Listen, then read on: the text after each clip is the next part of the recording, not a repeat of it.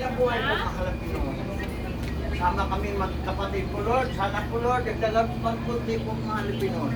Wala kami magawa, Lord, kung wala ka sa amin po, mga Pilipino.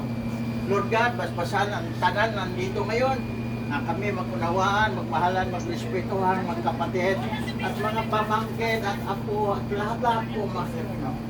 Lord God, basbasan mo rin itong pagkain ito. Kanas pagkain ito, magbigay sa amin ng kalakasan, kalusugan, espiritual na pangailangan.